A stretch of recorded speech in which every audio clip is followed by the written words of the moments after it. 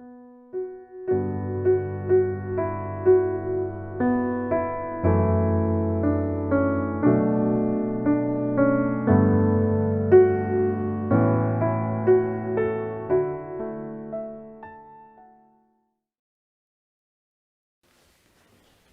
먼저 하나님의 말씀 신약성경 베드로후서 3장 11절에서 14절까지 있는 말씀을 보도록 하시겠습니다. 신약성경 베드로후서 3장 11절에서 14절까지 말씀입니다. 제가 봉독해 드리겠습니다. 이 모든 것이 이렇게 풀어지리니 너희가 어떠한 사람이 되어야 마땅하냐. 거룩한 행실과 경건함으로 하나님의 날이 임하기를 바라보고 간절히 사모하라. 그날에 하늘이 불에 타서 풀어지고 물질이 뜨거운 불에 녹아지려니와 우리는 그의 약속대로 의가 있는 곳인 새하늘과 새 땅을 바라보도다. 그러므로 사랑하는 자들아 너희가 이것을 바라보나니 주 앞에서 점도 없고 흠도 없이 평강 가운데서 나타나기를 힘쓰라. 아멘. 부족한 저를 어떻게 알았는지 이렇게 초청해 주셨습니다. 제가 목사님을 만나서 이게 오고 싶다고 말한 적도 없는데 어느 또 장로님을 통해서 이렇게 오게 됐습니다. 아마 성령께서 역사하신 결과일 것입니다. 그래서 제가 부족하고 연약하지만 제가 설교도 잘 할 줄 모르고 여러분에게 감동을 끼칠 그런 재주도 없습니다. 사실 설교는 듣는 성도들에게 기쁨을 주려고 하는 것이 아닙니다. 여러분을 만족하게 하려고 하는 것도 도덕이 아니고 행복을 선포하는 것도 사실은 아닙니다. 설교는 사실 하나님의 뜻이 어떠한 것인지 말씀을 통해 그대로 드러내는 것이고 하나님께서 말씀 속에 감추어진 하나님의 비밀의 계시를 여러분에게 선포하는 것입니다. 그래서 그 말씀을 듣는 순간 우리의 마음이 어두울 수도 있습니다.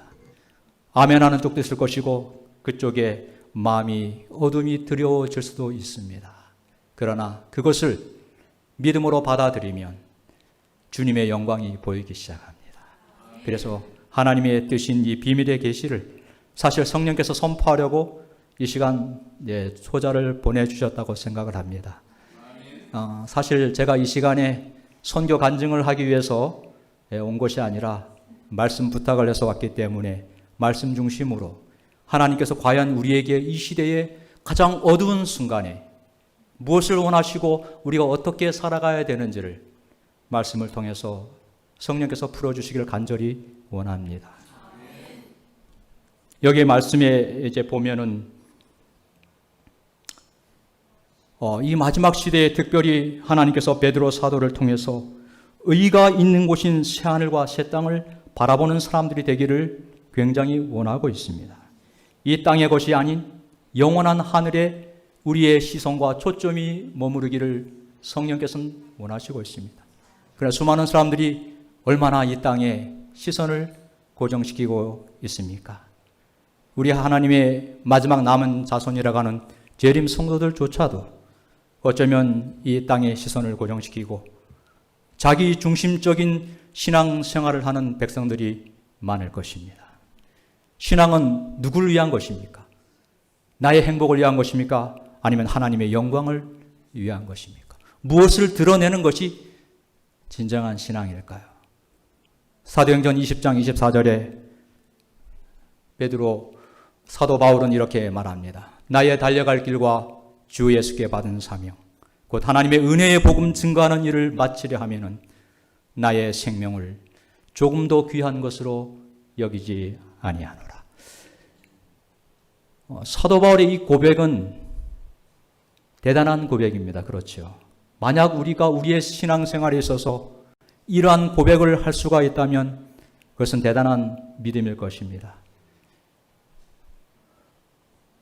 우리가 알지 못하는 가장 어두운 태산 같은 이 코로나 사태가 우리나라를 중심으로 중국을 중심으로 전 세계에 지금 퍼졌습니다. 사람들이 굉장히 두려워하고 있습니다. 교제가 단절되고 교회 가는 것이 중단되고 굉장한 어려운 사태를 지금 맞고 있습니다. 왜 사람들이 이 코로나 사태를 두려워하고 있습니까? 그것은 아마도 자기의 죽음과 직결되어 있기 때문입니다. 혹 이것이 나에게 닥쳐서 내가 혹 죽지나 않을까? 굉장히 많은 사람들이 염려하고 있습니다. 그런데 수많은 사람들이 이 육신의 죽음에 관해서는 그토록 염려해서 약국에 이 마스크 사기 위해서 줄을 서지 않습니까? 좀 더 오래 살아보려고요. 그러나 진짜 중요한 것은 우리 영혼의 건강이 아니겠습니까? 영혼의 생명이 사실은 위기에 놓여 있는데도 세상의 수많은 사람들은 재림 성도들조차도 내 영혼이 위기에 있는지 그것을 전혀 가늠하지 않고 신앙생활을 한다는 것입니다. 그것은 자기 중심적인 신앙생활을 하기 때문에 그런 것이라고 생각을 합니다. 우리가 신앙은 하나님 중심적으로 가야 됩니다. 과연 하나님께서 말씀을 통하여 이 시대의 마지막 백성들에게 무엇을 원하고 있는지를 그것을 올바로 이해하고 올바로 생각하는 것이 신앙이라고 저는 생각을 합니다. 요즘 위기의 때가 되다 보니까 제 카톡에도 여기저기서 아는 분들이 이분 설교 저분 설교 굉장히 동영상 굉장히 많이 날아옵니다. 물론 말씀을 신실하게 전하는 목사님들의 설교나 장로님들의 어떠한 그 설교나 간증이나 굉장히 우리의 신앙에 유익한 것은 사실입니다. 그러나 그것에 너무 푹 빠지면 하나님의 음성을 사실은 놓칠 수도 있다고 하는 것입니다. 진짜 중요한 것은 하나님의 말씀으로 개인적으로 사실 돌아가야 됩니다. 그분들의 그러한 설교에 영향을 받아서 하나님 말씀 중심으로 살아가는 것이 하나님께서 이 시대의 마지막 백성들에게 원하시는 것이구나. 거룩한 행실과 경건, 여기에 거룩한 행실과 경건함으로 사모하라 그랬는데 경건이라는 것은 예수 그리스도의 선하신 마음을 우리에게로 가져온다고 하는 그러한 의미도 굉장히 많이 포함되어 있습니다. 빌립보서 2장 5절부터 보면은 너희 안에 이 마음을 품으라 곧 그리스도 예수의 마음이니. 우리의 마음 속에 예수 그리스도의 마음을 품으라 그랬는데 그것이 어쩌면 사도 베드로가 말한 경건한 삶으로 돌아가는 것이라고 저는 생각해 봅니다. 예수님의 마음은 어떠한 마음이었을까요? 6절 이후에 쭉 나오고 있습니다. 그는 근본 하나님의 본체시나 하나님과 동등될 것으로 여기지 아니하시고 오히려 자기를 비워 종의 형체를 가지셨다. 자기를 다 비우셨습니다. 예수님께서 이 땅에 오셨는데 예수님은 자기 중심적인 삶을 결코 하지 않으셨다고 기록을 하셔요. 그죠? 여러분 성경은 다 읽어보셔도 예수님이 자기를 위해서 자기가 어떠한 좋아하는 것을 위해서 사셨다는 내용 발견해 보셨습니까? 아니요. 성경에는 예수님께서 자기가 좋아하는 그 어떠한 것을 위해서 시간을 보냈다는 말씀이 하나도 없습니다. 오직 나를 보내신 아버지의 영광을 위해서 그분의 뜻을 세상에 펼치신 것이었습니다. 이제 나를 바라보십시오. 나는 과연 하나님의 영광을 중심으로 삶을 살아가는 사람인지 아니면 나를 중심으로 신앙생활을 하는 사람인지 여러분 이제 깊이 생각해 보셔야 됩니다. 위기가 온 것은 두려워 떨라고 오신 것이 아니라 이 시대의 마지막 만물이 가까웠으니 우리 안에 어떠한 자세로 어떠한 마음으로 세상을 살아가야 할지 하나님께서 마지막 기회를 주셨다고 생각을 합니다. 지금까지 만약에 근데 사실 대부분의 사람들을 이렇게 보면은요. 사실 저부터도 제가 이러한 말씀을 선포하지만 저 중심적인 신앙생활을 많이 합니다. 사실 기도하면서 수많은 사람들이 기도의 요점이 보통 어디에 있습니까? 내 가정이 잘 되고 내 자녀들 잘 되고 내 사업이 잘 되고 자기 중심적인 기도를 얼마나 많이 합니까? 그러나 정작 하나님의 영광을 선포하는 기도를 우리가 즐겨 드렸는가? 말씀을 연구해도 과연 이것이 나의 유익을 위해서 보는 것인지 하나님의 영광을 위해서 보는 것인지를 우리는 전혀 분별하지 못한 채 어쩌면 신앙 생활을 해왔는지도 모르겠습니다. 예수님은 자기를 다 비우셔야 되겠습니다. 진정한 경건은 자기 속에 있는 자아를 완전히 십자가에 못 박는 것입니다. 갈라디아 2장 20절의 말씀 그대로 십자가에 주님과 함께 내 자아를 완전히 못 박을 때 비로소 거기서 진정한 신앙은 다시 시작하는 것입니다. 그런데 저부터도 그걸 몰랐어요. 전혀 십자가에 내 자신을 못 박지 아니하고 여전히 자아가 살아있는 가운데 성경을 연구하고, 예전에는 저는 이 성경 지식을 위해서 성경을 많이 연구했습니다. 남들에게 좀 잘 보이려고. 재림전도단 강사니까 성경을 많이 알아야지. 수백 개의 성경을 암송하고 이언의신을 많이 연구하고. 그런데 십자가 앞에 성령께서 요즘 저를 이렇게 내몰아 가시더니 저는 텅 빈 것을 알게 되었습니다. 그것이 주님과 나와 아무런 상관이 없는 그야말로 성경 지식만을 소유한 사람임을 보게 되었습니다. 율법주의적인 신앙이었습니다. 그리스도 중심이 아닌 나 중심. 내가 세상 사람들에게, 성도들에게 잘 보이기 위해서. 그러나 그것은 구원과 아무런 하등이 없습니다. 성경 창세기 1장 1절부터 요한계시록 22장 21절까지 모든 주제는 나의 행복이 아닌 예수 그리스도십니다.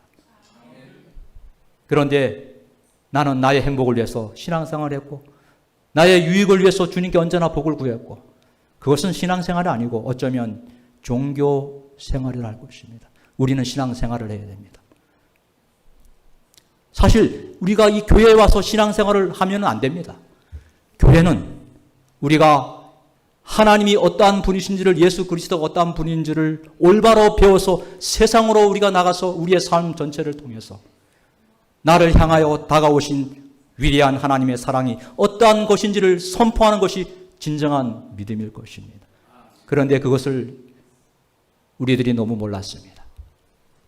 어쩌면 하나님께서 이 엄청난 위기를 주신 것은 우리가 예수 그리스도가 어떠한 분인지를 올바로 알고, 그분이 과연 이 시대의 마지막 남은 자손이라고 하는 재림 성도들에게 무엇을 요구하며 그들이 어떻게 신앙생활을 해야 하는지를 올바로 가르쳐 주시기 위해서 어쩌면 이 고난을 잠시 지금 지켜보고 있다고 저는 생각을 합니다.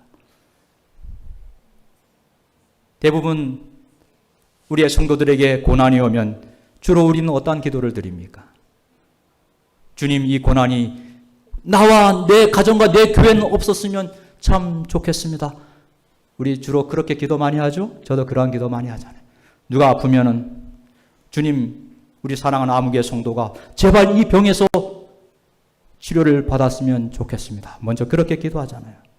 근데 사실은 더 중요한 기도는 그러한 복을 비는 기도가 아니라, 주님, 이 고난이 우리들에게, 우리 성도에게, 제가 아는 아무개에게 왔습니다.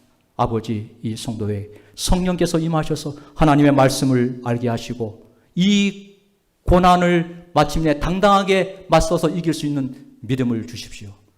이게 더 올바른 기도라고 저는 생각을 합니다. 이게 성경의 비밀인 것 같아요. 자기 중심적인 모든 삶에서 우리가 노임을 받을 때 성령께서 마침내 우리를 사용하십니다.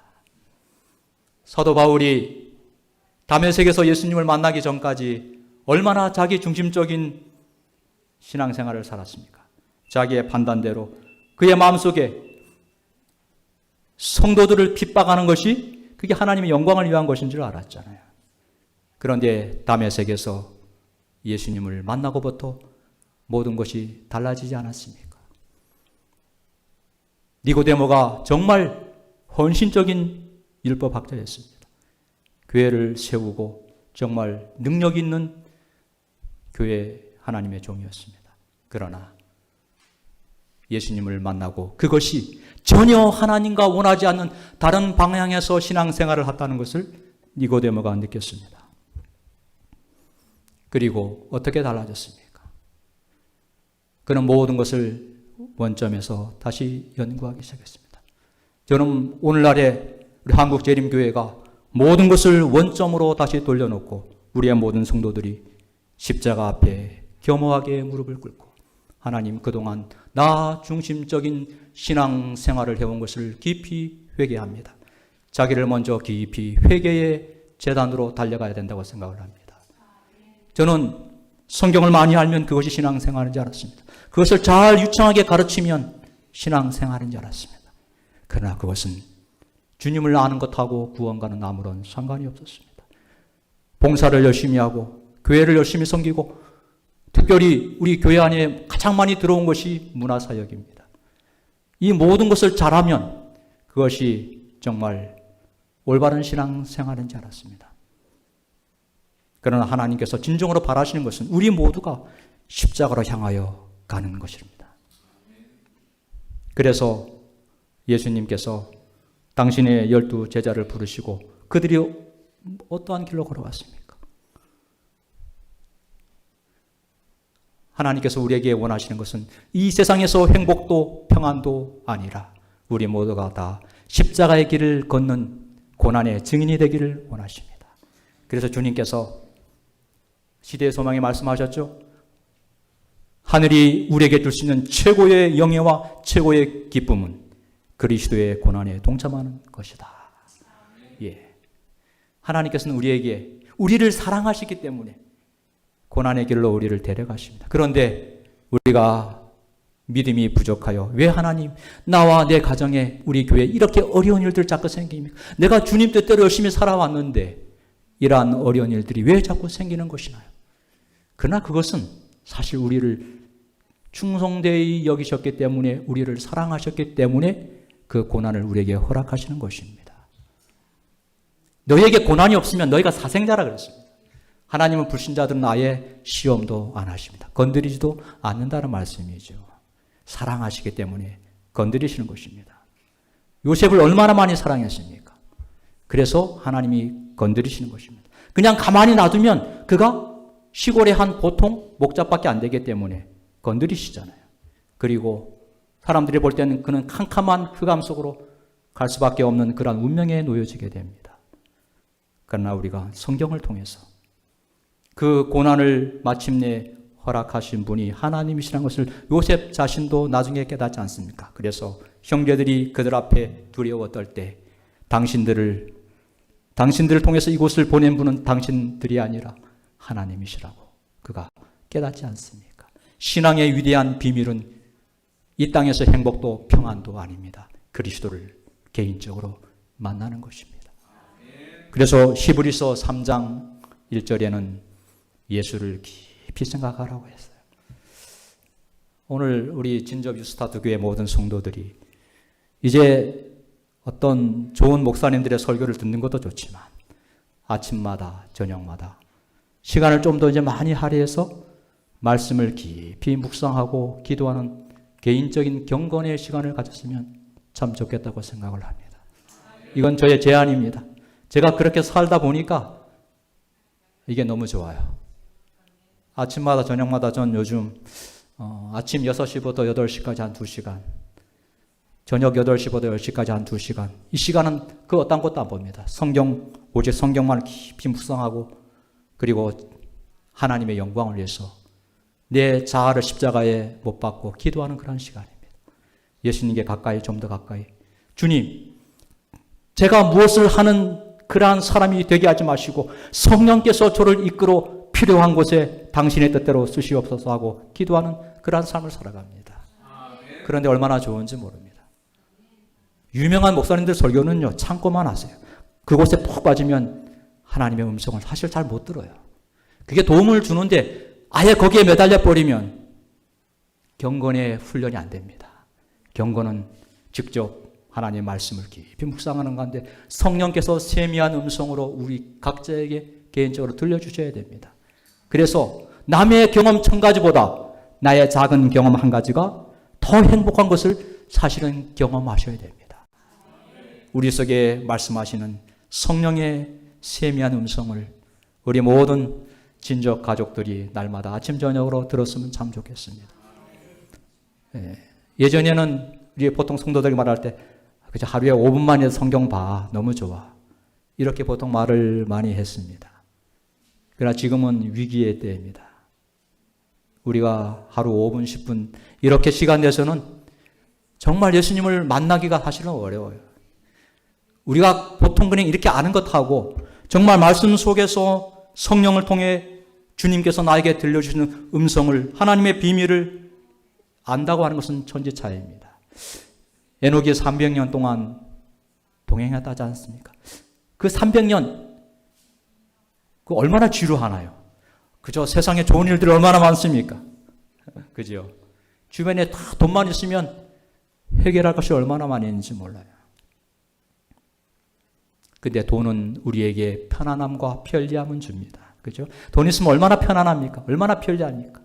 그러나 마음의 평안은 절대로 주지 않습니다. 마음의 평안은 말씀을 통하여 성령께서 그 말씀의 비밀 예수 그리스도를, 그분의 귀한 사랑을 느끼게 하실 때 개인적으로는 하나님의 거룩한 임재 경험인 것입니다. 하나님께서 우리를 그렇게 이 시대의 마지막에 그렇게 당신을 닮아가는 백성들로 삼으시기 원해서 어쩌면 이 고난을 지금 하나님의 능력으로 다 해결할 수 있음에도 불구하고 붙들고 계시는 것이 이 마지막 재림 농원의 이 시대의 마지막 세상을 향하여 힘있게 외칠 당신의 자녀들을 찾고 계시는지 모르겠습니다. 그 아름다운 하늘 농원에서, 재림 농원에서 마지막 일할 그 일꾼이 여러분들이 되기를 간절히 구합니다.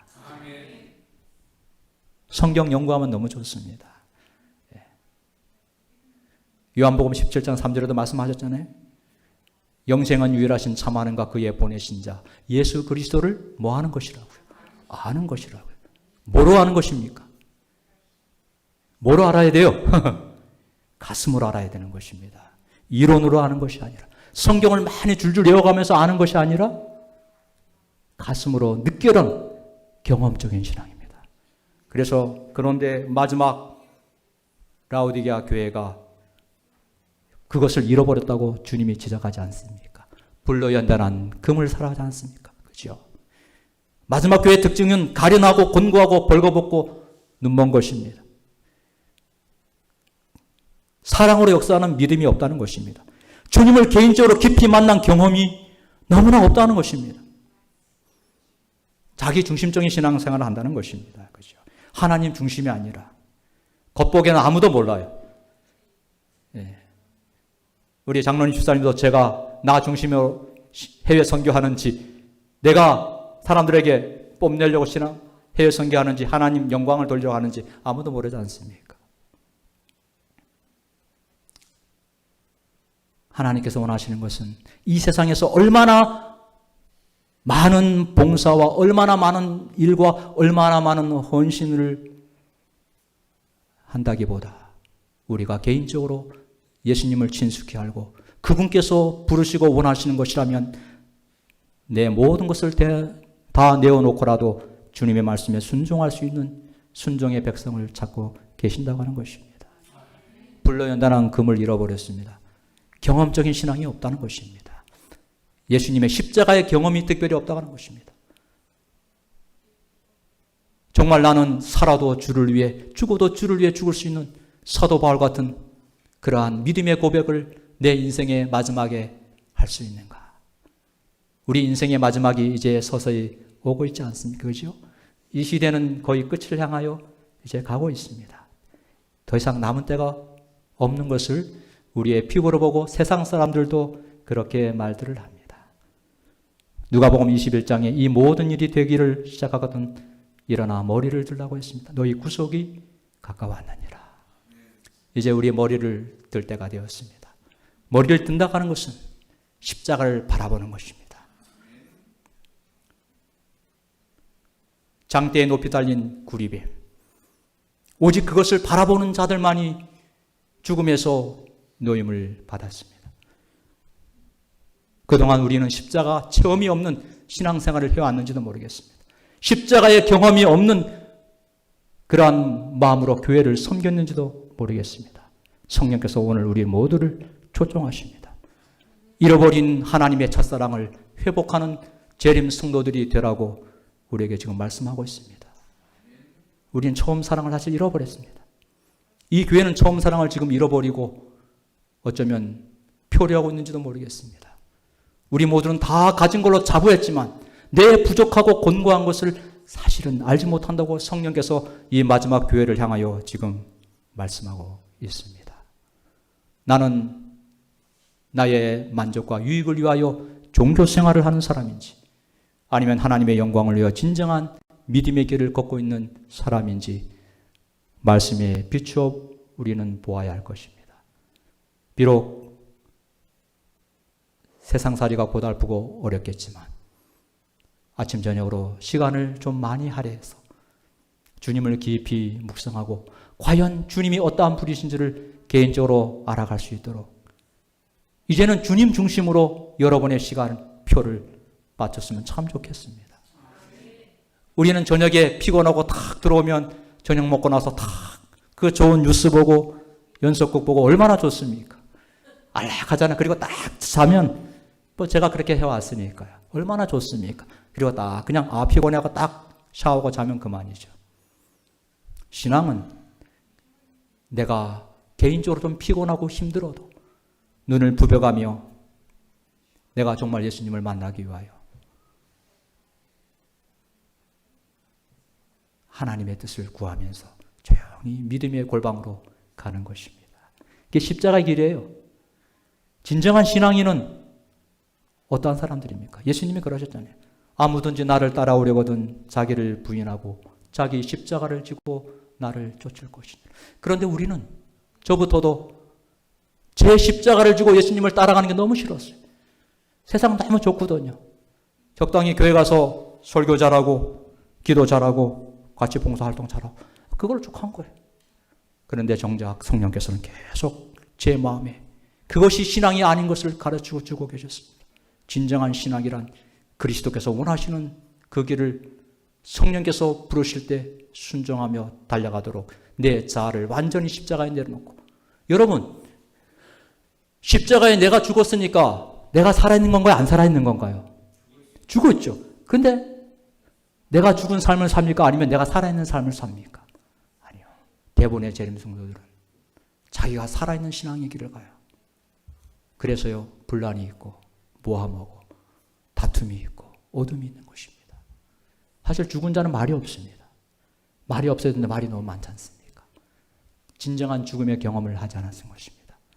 자아를 십자가에 완전히 내놓고 성령의 음성을 말씀을 통하여 개인적으로 듣는 그러한 귀한 말씀 묵상의 시간이 얼마나 중요한지 모릅니다. 그래서 다른 어떠한 인간의 말이 아닌 하나님의 음성을 우리 각자가 믿음의 골방에서, 말씀의 골방에서 듣는 것이 굉장히 필요하다고 생각합니다. 하박국은 민족이 위기에 처했을 때 처음에 그 이유를 몰랐습니다. 왜 이스라엘 백성들이 하나님을 안 믿는 바벨론의 포로로 끌려가는지 그 이유를 몰랐습니다. 그래서 하나님께서 그에게 부탁하기를 기다리고 바라보라고 했습니다. 내 믿음의 골방에서 기다리고 바라보라. 무엇이 하나님의 뜻인지를 깊이 묵상하라고 하박국 선지자에게 말씀을 합니다. 오늘 우리는 기다리고 바라보는 그런 아름다운 신앙의 생활이 필요한 사람들입니다. 이 시대는 거의 끝이 났습니다. 우리가 무엇을 위해 살아야 할까요? 사람들은 자신들의 건강을 위해서 필요한 것이면 다 합니다. 요즘 한국 100세 시대라고 얼마나 좋아들 합니까? 그러나 사실 100세 시대라고 말을 하지만 우리가 100세까지 살는지 모르겠습니다. 그러나 진짜 중요한 것은 영적인 우리의 건강이 아니겠습니다. 사실 우리는 영적인 한 전쟁의 복판에 와 있습니다. 영혼이 사느냐, 영혼이 멸망하느냐, 사실 기로에 놓여 있는 사람들입니다. 우리가 하나님의 편을 선택하면 영원한 생명이 있고 사단의 편을 선택하면 영원한 멸망이 있을 뿐입니다. 그런데도 사람들은 자신의 육신의 건강을 위해서는 무슨 일이든 다 하려고 애를 쓰는데, 그래서 뭘 먹으면 좋고 어떻게 하면 좋고 다 얘기도 하는데 영혼의 건강에 관해서는 묵묵부답인 것입니다. 진정한 영혼의 건강을 위해서 과연 십자가를 만나기 위해서 예수님께 나는 가까이 가고 있는가? 우리 자신에게 많이 물어보아야 될 줄로 생각이 됩니다. 이제 시간이 많지 않습니다. 하나님께서 우리 각자에게 정말 원하시는 것이 무엇인지를 정말 살펴보아야 돼요. 저는 특별히 하나님께서 사랑하셔서 3년 전에 저 동아프리카 이디오피아 땅을 이제 밟게 하셨습니다. 몇 분의 대원들과 함께 그 땅을 밟게 되었는데요. 제가 처음 안식일 날 갔던 교회는 다 이 떨어진 천막 아래서 여러분 나중에 이제 간증할 시간을 한번 안식일 날 주시면 나중에 이제 예배가 회복되고요. 간증했으면 참 좋겠습니다. 자기 땅이 없어요, 교회가. 자기 땅도 없고요. 그냥 공터 하나 빌려서 한 3m 간격으로 나무 기둥 세워놓고 그 다음에 천막도 다 떨어진 천막이에요. 우리 같은 좋은 천막도 아니고 막 중간에 찢어지고 그런 천막을 여기저기 이렇게 해서 한 200명 이렇게 예배드리는 그런 그 가라고도라는 교회 가서 예배를 드렸는데 거기서 저는 무너졌습니다. 세상에 이렇게 가난한 형제들이 이렇게 눈물로 예배 드리고 있는지 모르고 나만 한국에서 이렇게 편하게 예배 드리며 먹고 마시구나. 이디오피아 성도들은요, 예배 드리고 이 파트락이라는 게 없어요. 시골에 들어갈수록 교인들의 상황이 더 심각하게 어려운데 도시에서 자기 자영업하는 몇몇 성도들 빼놓고요. 시골에 사는 수많은 우리 형제들이 하루 지금도 여전히 1,000원 미만으로 살아가요. 그러니까 한 5가정 정도 된다면요. 그 1,000원 가지고 무엇을 할 수 있냐면은 5식구가 하루에 한 끼도 먹기가 어렵다는 것입니다. 그렇게 어려운 생활이에요. 목사님들 봉급이 적게는 12만 원에서 15만 원 사이 정도 됩니다. 그러니 교회를 돌보기가 얼마나 어렵겠습니까? 100명 정도의 교인들이요. 무너진 교회를, 거기는 이 교회가 다 열악해가지고 그 태풍에 잘 무너진다 그래요. 그러면 이 나무로 얼기설기 지어놨다가 태풍 한번 탁 무너지면 그냥 노천에서 그냥 나무 건너서 예배를 드려요. 그 제대로 된 교회를 세우려고 물어보니까 제가 3년 전에 갔을 때 보통 한 150명 정도까지, 나중에 제가 작년에 가봤을 때는 그 한 250명 들어가는 그런 교회인데 이 정도 교회면 한 300명 안 씁니다. 그런 교회 하나 짓는데 한 1,200만 원이면 준다 해가지고 제가 한국 돌아와가지고 참 기도 많이 했습니다. 하나님께서요, 그렇게 갔다 오고 나니까 숙소로 돌아왔는데 그냥 너무 불쌍한 거예요. 그래서 제가 무릎을 꿇고, 하나님, 제가 지금까지 많이 잘못 살아온 것 같습니다. 지금부터는 이디오피아를 섬기겠습니다. 그리고 그 마음으로 3년 전에 한국에 돌아왔고요. 그리고 제 집에서 식사를 하고 그렇게 생활을 했는데 그 좋아하던 TV도 눈에 안 보이고 그 맛있는 밥도 사실은 맛이 없고 제 눈앞에 아른거리는 것이 아프리카 이디오피아 형제들의 그 가난하게 사는 모습이 자꾸 눈에 밟혀요. 그래서 제 평생을 3년 전에 하나님께 다 드렸습니다. 그리고 그 연약한 성도들 위해서 무너진 교회를 세워줘야 하는데 저 자신도 사실 먹고 살기 어려운 사람입니다. 그런데 하나님께서 드디어 저를 후원 사역자로 부르셔서 지금까지 쓰고 있습니다. 그래서 제 공식도 명칭이 보통 뭐 작년에도 재림신문 한번 나갔고요. 보통 전 에티오피아 방글라데시 후원 선교사라는 직함을 쓰기를 좋아합니다.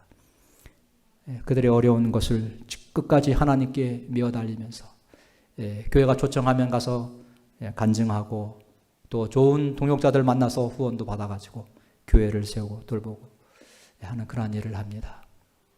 우리 각자에게는 하나님께서 다 달란트를 주셨습니다. 우리 하나님께서는 땅속에 묻지 않는 그러한 믿음의 자녀들이 되기를 원하십니다. 자기를 위해서 얼마나 많이 우리는 그 달란트를 묻었습니까? 사도 바울은 묻지 않았습니다. 나의 달려갈 길과 주 예수께 받은 사명, 곧 하나님의 은혜의 복음 증거하는 일을 마치려 하면은 나의 생명을 조금도 귀한 것으로 여기지 아니하노라. 하나님 앞에서 자기를 다 부인하는 것을 하나님은 지금 기다리고 있습니다. 자기 중심적인 신앙생활, 나를 보호하려고 했던 그 모든 것을 십자가 앞에 내려놓고 성령의 귀한 음성을 따라 자기 자신을 완전히 주님께 드리기를 원하시는 사람을 주님은 지금 찾고 계십니다. 사랑하는 우리 진접 유스타트 교회 성도 여러분, 여러분은 어떠한 신앙생활을 원하십니까? 이 땅에서 안락한 신앙생활을 원하십니까? 행복한 신앙생활을 원하십니까? 그러면 어쩌면 그러한 것들이 오지 않을 수도 있다고 하는 것을 적어도 한 번쯤은 이제 생각해 보셔야 됩니다. 하나님께서 원하시는 길은 이 땅에서의 안락과 평안이 아니라 십자가의 길이기 때문에. 그러나 그 길은 생명의 길이고 영생의 길이고 희망의 길입니다. 우리 진저 유스타트의 모든 성도들이 이러한 십자가의 사람으로 거듭나기를 주님은 지금도 애타게 기다리고 있는지 모르겠습니다. 여러분의 이름을 지금도 계속 부르면서 말씀의 골방으로, 기도의 골방으로 와주기를 지금도 기다리고 있는지 모르겠습니다. 이 교회가 진정으로 행복하게 거듭나는 길은 우리 모두가 다 십자가로 가는 길입니다. 주님께서 우리를 위해서 무엇을 선택했습니까? 저는 주님의 사랑이 요즘 말씀을 통해서 너무 깊이 다가와요. 나 하나의 가치가 뭐가 그렇게 소중하다고, 이렇게 철없이 나 중심적인 신앙생활하는 내가 무엇이 좋다고 주님께서 하늘 보좌를 버리실 만큼 그렇게 나를 소중히 생각하셨는가?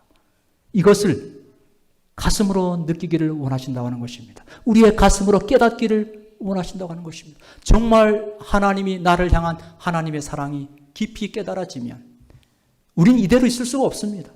뭔가 주님을 위해서 살고 싶은, 이제는 주님의 영광을 위해서 내 모든 것을 드려도 아깝지 않다고 생각하는 그러한 믿음이 솟구쳐 올라와야 됩니다.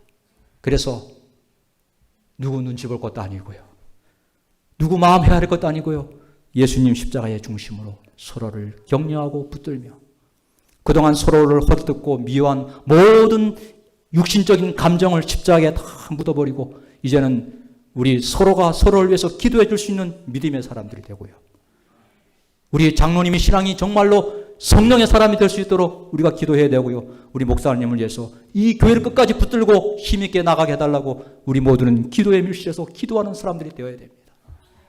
이제는 서로 비판하고 서로 헐뜯는 이 모든 것을 십자가에 묻어버려야 됩니다. 그럴 때 마가의 다락방에서 일어났던 성령 폭발이 이 시대에 일어날 줄 믿습니다. 그 늦은 빛 성령의 폭발이 하나님의 거룩한 사랑과 함께 진접교회에 정말 충만하게 일어나게 되기를 간절히 바라면서 말씀을 마칩니다.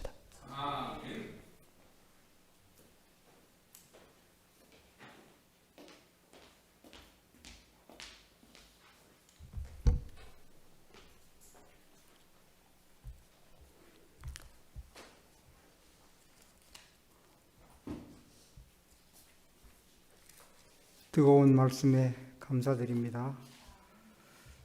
다 같이 일어나셔서 397장 찬미로 하나님께 영광 돌리시겠습니다. 397장 찬미하시고 말씀 주신 장로님 기도하심으로 오늘 예배 마치겠습니다.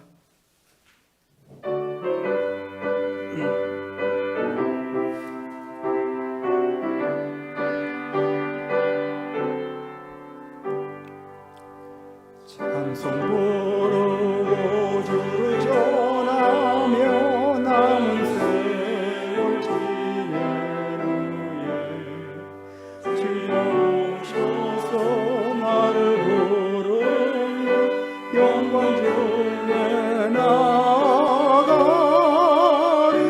열린 천국문 내가 들어가 십자가를 내려놓고 빛난 멸류관 받아 쓰고서 주와 함께 길 살리 눈물 골짜기 더듬으면서 나의 갈 길 가는 후에 주의 품 안에 내가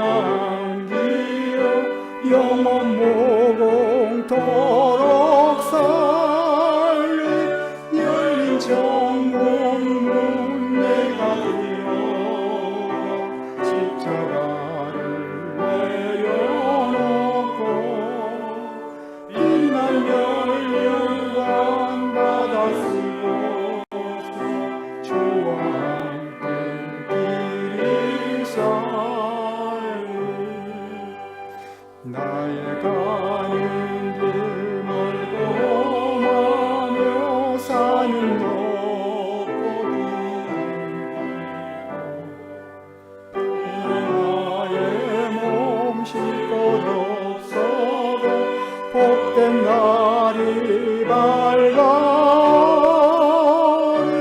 열린 천국문 내가 되어 십자가를 내려놓고 빛난 면류관 받아 쓰고서 주와 함께 길이 살리 한숨 가시고 즐거움 없는 날 사모하며 기다리니 내가 그리던 주를 배울 때 나의 기쁨 넘쳐라 열린 천국문 내가 들여가 십자가를 내려놓고 빛난 면류관 받아 쓰고서 주와 함께 길이 살리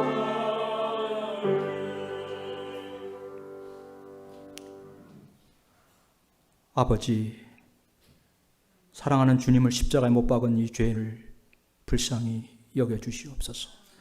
하나님 중심으로 산다고 했지만 그것은 십자가에 못 박는 죄된 행위인 것을 알게 되었습니다.